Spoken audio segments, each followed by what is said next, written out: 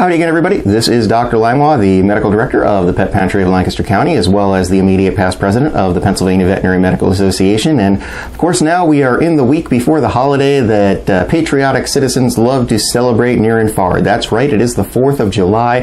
But, of course, coming with the 4th of July are those wonderful fireworks displays that are going off that are usually not tolerated very well by many pets out there.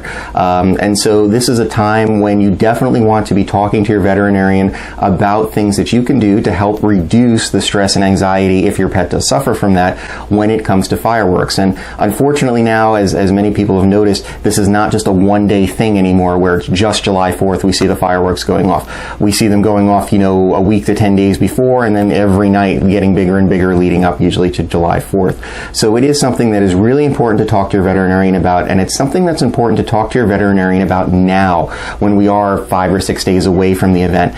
Not something to talk to your vet about the day before or the day of, because it can be a lot harder to then get your hands on things that can help, alleviate stress and anxiety in your pets. So pets are like people. Every pet, dog or cat has a different level of anxiety, and some are not bothered by fireworks at all. They'll sit out and they'll watch and they'll, enjoy it, but just as much as you do.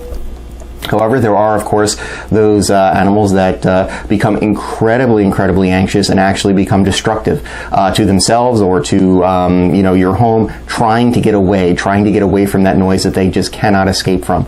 And these obviously are the animals that we are most worried about for running through windows, running through screen doors, causing severe damage to themselves or severe damage to property just because they cannot get away from these fireworks noises. And again, these are the ones that we want to make sure that we take care of the best so that they can actually, relax and have as stress-free an evening as possible. And of course, that will translate to you being a lot more comfortable as well.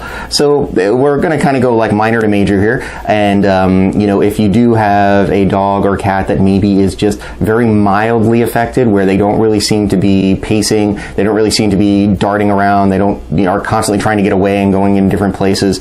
If your pet is one that just kind of goes and hides in a closet or under a bed or something like that, but doesn't seem to be excessively stressed, you may not really need to do much, because you have to remember in the animal's mind, they're saying, okay, I know this is really scary, I don't know what's going on, but if I go into this place, it goes away. And that can be a crate that they feel comfortable in. Again, that can be under the bed, that can be in a closet. So long as they don't, appear to be trembling out of fear in it or, becoming destructive in those areas, trying to claw through them or things like that, a lot of times medication may not be necessary in that situation.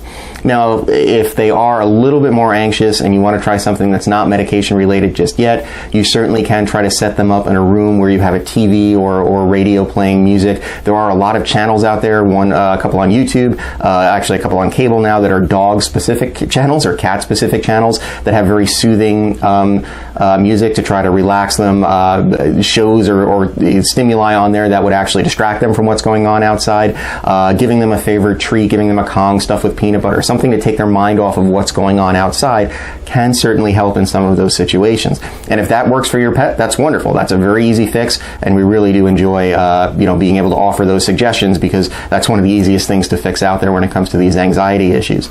Now, if you have a pet that potentially is a little bit more anxious or gets to that level where they're pacing constantly, they can't find someplace comfortable, they're potentially becoming destructive, they're trying to get out of the house, they're just trying to get away and they can't. Those are animals that really you need to talk to your veterinarian about providing some medication for. And it used to be that we as veterinarians years ago, we used to look at it as, well, we'll just give them a sedative. And the most common sedative out there was something called acepromazine or ACE. And people would give this to their dogs, and they think it would work. The dogs obviously would be a little more sedate. They didn't really seem to be as bad. But what we've learned is, with those sedatives, yeah, they're sedate, but we're not taking the anxiety component away. So they may appear calm or sleepy or sedated, but in their head, the anxiety is still going on. We're not actually taking that away. It's just they can't really react to it because they're so sedated. So really what we are looking at now in advising in these cases is true anti-anxiety medications. And this is something you can talk to your veterinarian about. There's a variety out there for both dogs and cats. But this is something you want to talk to your veterinarian about now, because it is important that, you are able to obtain these medications, while pharmacies are still open. You don't want to be doing it the night of when fireworks are going off and you have nowhere else to go. And you also want to make sure that you know how your animal is going to respond to these anti-anxiety. So it's always a good idea to talk to your veterinarian about getting a couple of extra doses so that a day or two before or a week before, you can try these medications with your pet and you can see how they react. A lot of these can be dose dependent, so we do play with the dosages a little bit. So we want to know how your pet's going to react to it, and we want to make sure that we get them to the level of anti-anxiety that we need. Again, it's very important that you realize every case is different, and it is very important that you talk to your veterinarian about these, because we can, tailor an anti-anxiety plan for fireworks, and thunderstorms fall into that same category as well for your pet, but obviously we do need the time to be able to do that. So keep all of those tips in mind. If you do have horses, this question comes up a lot. There are some sedative anti-anxieties out there that sometimes work in horses, but it is a much bigger issue, when you're dealing with horses and fireworks. We do realize that, and that is something you definitely want to talk to your veterinarian about as far as what you potentially can do for your horses, so they do not become so spooked that they end up running through fences or working themselves up into such a state that then they develop colic or something like that. So all of those things are really important to keep in mind. And one other thing that I'm going to throw in at the end here is, especially when it comes to cats, a lot of people say, well, I can't pill my cat. I don't know how to get this medication into them. I don't want to stress them out more by trying to medicate them.